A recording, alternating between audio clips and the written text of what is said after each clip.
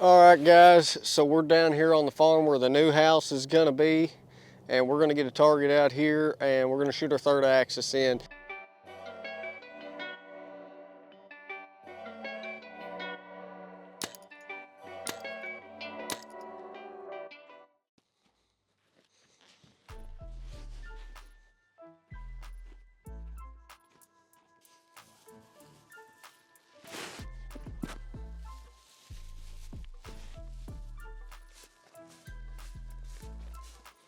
All right, now that I come back up that hill and I'm out of breath, sighting in your third axis, the only right way to do it is to shoot it. You can put it and get it very close when you put it in a press and aim it down in a press. You can get it close moving in and out.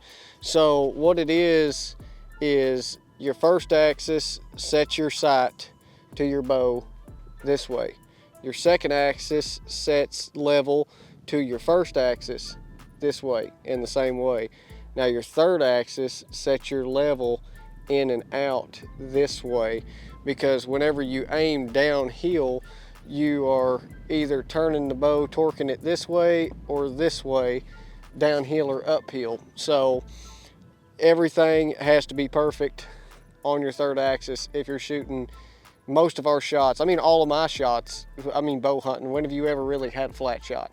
Every one of your shots down here are uphill. You're gonna have to shoot it at some point. And if you don't have a sight that has a second axis, first axis, most of them do. Third axis, a lot of them don't. Get you a sight with a third axis. It's gonna make just spend the money and do it, because it's gonna make a big difference whenever you go in and start shooting it in, especially if you're hunting out of a tree stand.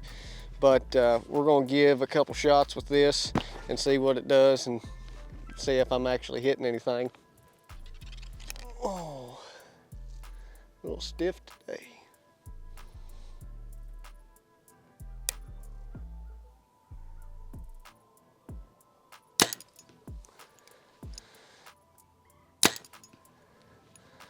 It seems like I'm consistent to the left.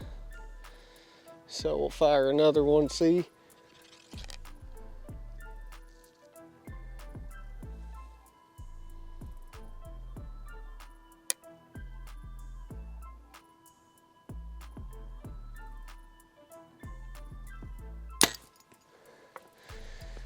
It's right there in it. Sadly, I don't have to do anything. If I would have been hitting right, then I would have moved my sight out this way just a hair. If I was hitting left, I would have brought my sight in a little bit. So I'm gonna shoot one more shot and then we'll switch around and check it uphill.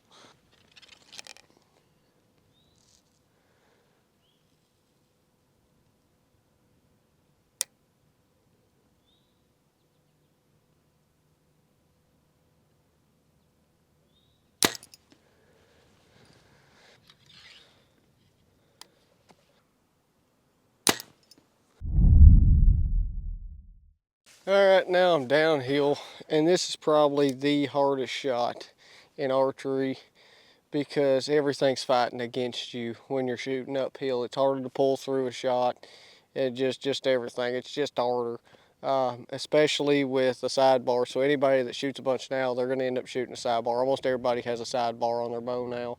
And for a right-handed shooter like myself, when I shoot, if I break and I make a bad break uphill, it's going to be left, because your sidebar's just putting weight out there to the left-hand side. So if I ever break a weak shot, it's going to break with the bow going left. So you can actually take that out with your third axis too, and it's going to make your shot a little bit more forgiving uphill. But let's squeeze a couple shots out through here. It should be the same as downhill.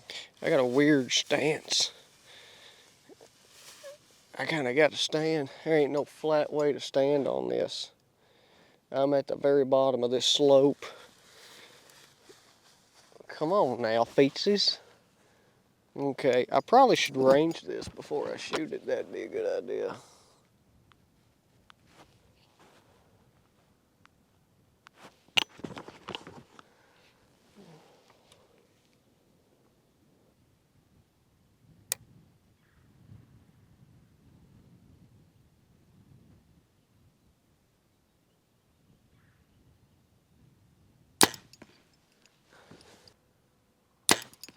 Okay, so I am breaking a little left, so I'm gonna really focus in on this shot and see what it does. Really focus in on my bubble, make sure everything's all right, and then I probably adjust it from there.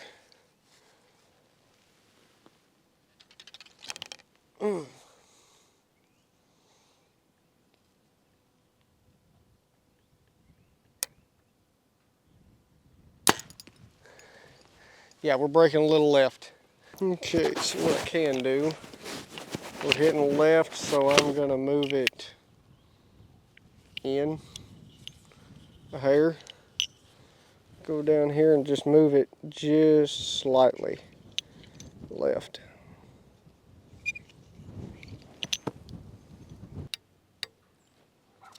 One little bump.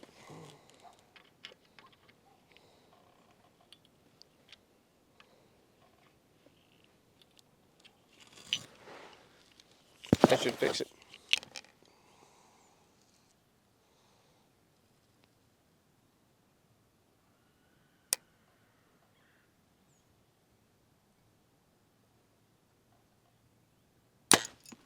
Oh, that did it.